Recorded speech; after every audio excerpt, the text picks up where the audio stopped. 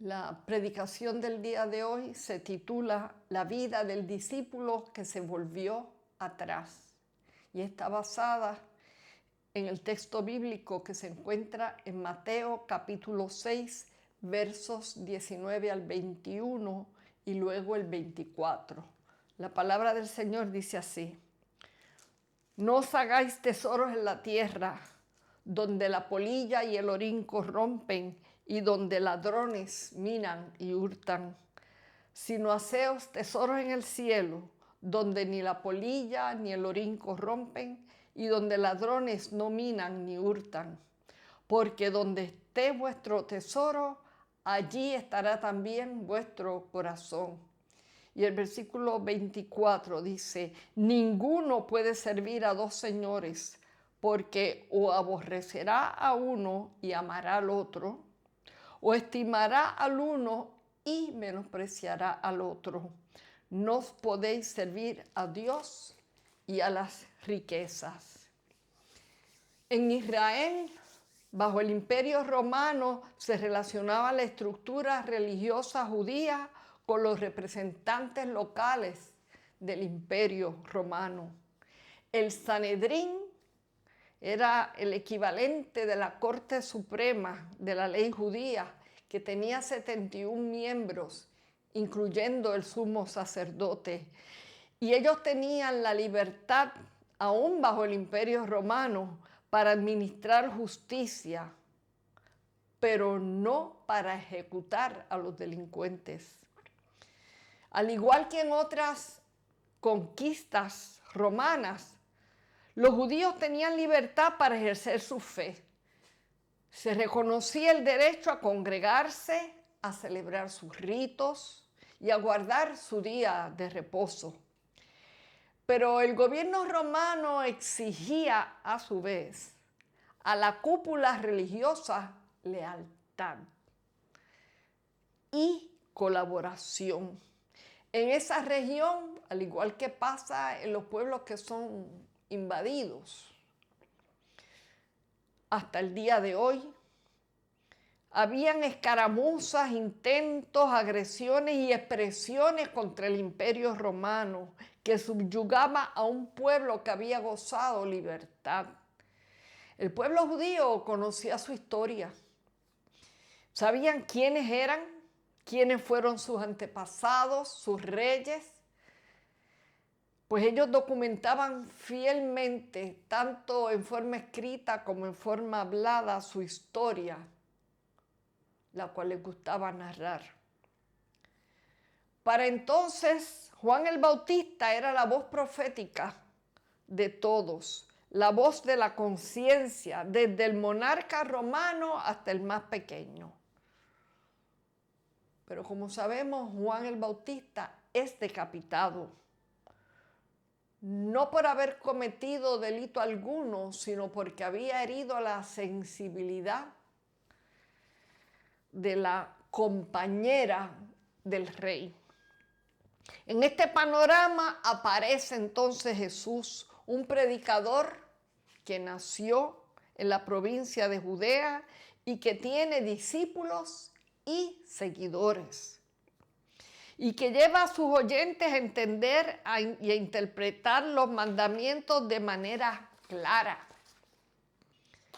y urgiéndoles a la piedad, a la justicia, a la verdad, el perdón, el arrepentimiento, y llevando así sanidad, no solo la física, no solo la salud física, sino la mental y la espiritual. Y en esos momentos están bajo el imperio y bajo Tiberio Julio César. En aquellos momentos el imperio era el más extenso y poderoso en el mundo. El pueblo que andaba en tinieblas vio gran luz. Los que moraban en tierra de sombra de muerte, luz resplandeció sobre ellos.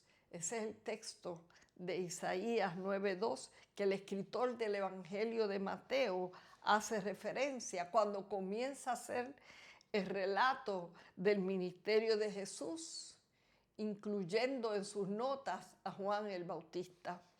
Sorpresivamente, es el Sanedrín el que está ahora planificando, ya hace un tiempo, el arresto y la muerte de Jesús, pues decían que la gente se iba detrás de él y esto puede ocasionar un conflicto con el Imperio Romano.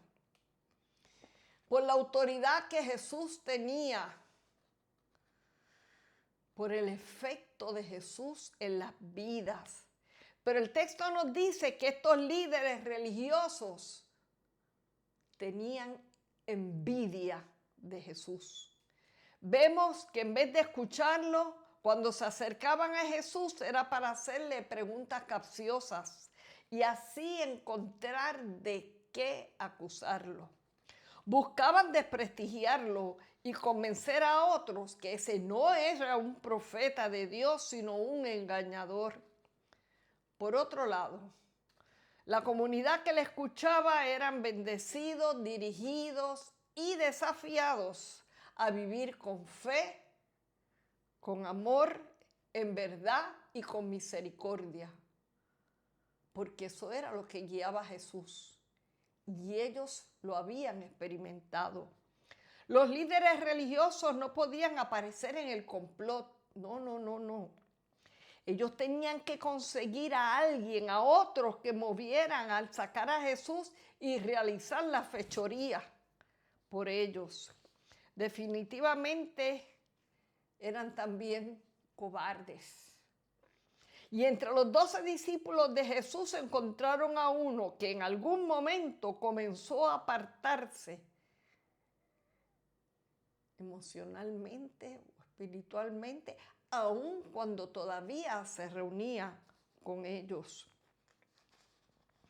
Se reunió varias veces para planificar cómo entregarlo a las autoridades por dinero.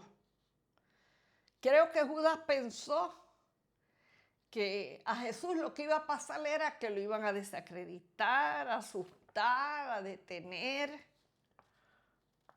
Quizás lo iban a encarcelar, pero no que iban a entregarlo a la muerte. Porque de hecho el Sanedrín y el sumo sacerdote tenían la potestad para dar pena de muerte. Eso se le dejaba al Imperio Romano. No se dejen engañar ni se enreden nunca en aquellos que planifican injusticia, mentira o violencia contra el prójimo. No sea su instrumento. Retírese antes de que sea tarde. Judas Iscariote no lo hizo. ¿Por qué? Veamos algunas características de Judas Iscariotes, aún siendo discípulo del mejor maestro que haya conocido la humanidad. Veamos cómo se fragua esta historia trágica en la vida de este discípulo. Primero, abandonó el lado del maestro para aposentos a escondidas, en secreto, junto a otros líderes religiosos, a escucharle sus quejas y quizás buscar que él no le gustaba de su maestro. De hecho, el discipulado, el seguir a Jesús era y es para valientes. En la duda o en la debilidad o en la confusión, debió ir a Jesús mismo. Debió ser honesto con Jesús, confesar, llorar, preguntar. Jesús, Él estaba allí con ellos. Segundo, a Judas no le gustó que la mujer pecadora quebrara el frasco de un perfume caro sobre Jesús. Judas Iscariote fue rápido para juzgar y señalar. Él tenía su propia idea sobre el uso que se le debió dar para los pobres. Y no era Jesús y sus compañeros pobres que compartían alimento, aliento, oración y palabras de vida con los que a ellos se acercaban. Y levantaba oración para bendecir las vidas con sanidad, con liberación, cambiando vidas y ambiente de muerte en vida. Y no estaba cobrando por sus oraciones ni por sus visitas. A nadie Jesús empobreció. Y a todos los que quisieron escucharlo, los enriqueció. Cualidad que reflejó su integridad, su llamado y cuál era su agenda. Tercero, el texto bíblico nos dice que Judas defraudaba el tesoro del Señor.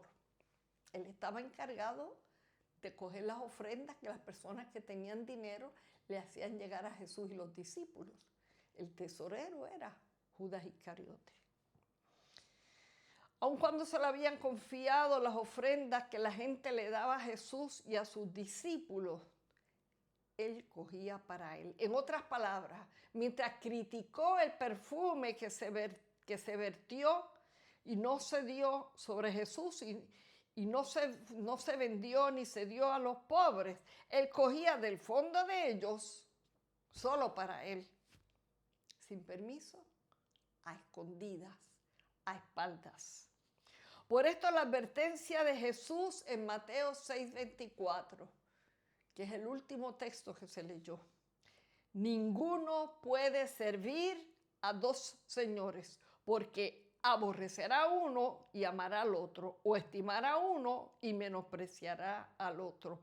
No podéis servir a Dios y a las riquezas. Judas Iscariote se decidió por las 30 piezas de plata, que era el precio de un esclavo en ese tiempo. Y para algunos podía ser de 1 a 3 meses de trabajo. ¿Cuánto le costó a Judas esa movida, esa decisión? Seamos sabios y sabias, prudentes. Si tenemos dudas o confusión, no entre a la reunión conspiradora, secreta, para acusar a un justo. La reunión sagrada, aunque sea secreta, respirará la gracia de Dios, el amor entre los hermanos, la verdad, la honestidad, la humildad. Todo eso nos inspirará. Jamás nos avergonzará porque estamos allí como embajadores de aquel que nos llamó de las tinieblas a su luz. Hay un compromiso con el amor y la verdad. Nunca desprecies el privilegio de ser íntegro, íntegra, de una sola pieza, como el manto del Señor. Antes de hacer nada, habla, dialoga con Dios. No seas necio, no seas envidioso ni codicioso. No seas necia, envidiosa ni codiciosa.